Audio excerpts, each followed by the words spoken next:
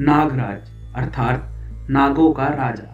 यह मुख्य रूप से 3 देवताओं के लिए प्रयुक्त होता है, अनंत शेषनाग, तक्षक और वासुकी।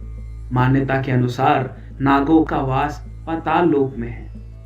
अनंत शेषनाग, वासुकी और तक्षक तीनों भाई महर्षि कश्यप तथा उनकी पत्नी कद्रु के पुत्र थे। देवी कद्रु ने 1000 सर्पों की माता बनने का वरदान अपने पति ऋषि कश्यप से मांगा था। सबसे बड़े भाई अनंत शेषनाग भगवान विष्णु के भक्त हैं। भगवान विष्णु जब क्षीर सागर में योग निद्रा में होते हैं तो अनंत उनका आसन बनते हैं। उन्होंने भगवान विष्णु के साथ रामायण काल में राम के छोटे भाई लक्ष्मण तथा महाभारत काल में कृष्ण के बड़े भाई बलराम के रूप में अवतार भी लिया।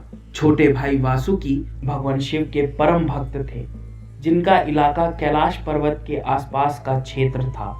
शिवजी ने वासुकी की भक्ति से प्रसन्न होकर उन्हें अपने गढ़ों में शामिल किया और आभूषण के तौर पर भगवान शिव ने अपने गले का हार वासुकी नाग को बनाया। वासुकी नागों के दूसरे राजा थे। वासुकी की पत्नी का नाम शतशीर्षा था। तक्षक सांपों के खतरनाक पहलू को प्रस्तुत करते हैं, क्योंकि उनके जहर के कारण सभी उनसे डरते हैं। श्रृंगी ऋषि का श्राप पूरा करने के लिए राजा परीक्षित को इसी ने काटा था। इसी कारण राजा जन्मजय इससे बहुत बिगड़े और उन्होंने संसार भर के सांपों का नाश करने के लिए सर्प यज्ञ आरंभ किया। तक्षक इससे डरकर इंद्र की शरण में चला गया।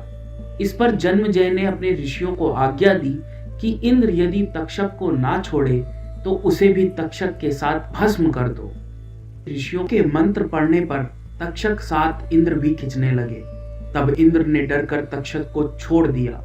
जब तक्षक खिंचकर अग्निकुंड के समीप पहुंचा तब आस्तिक ने आकर जन्मजय से प्रार्थना की और तक्षक के प्राण बच गए।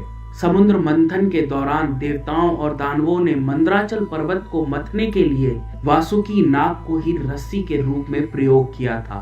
बताया जाता है कि वासुकी नाग ही त्रिपुरदाह के समय भगवान शिव के धनुष की डोर भी बने थे।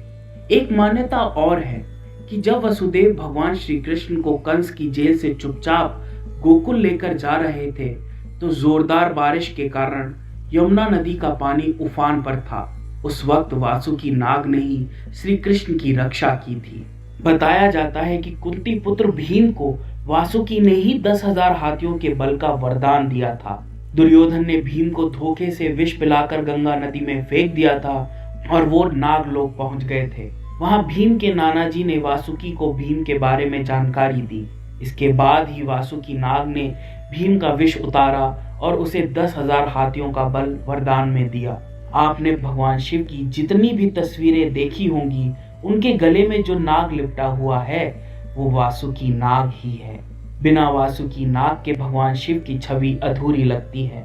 सावन के महीनों में भगवान शंकर के श्रृंगार में वासुकी नाग को जरूर दिखाया जाता है, क्योंकि जहां जहां शिव होंगे वहां वहां वासुकी नाग की भी पूजा होगी।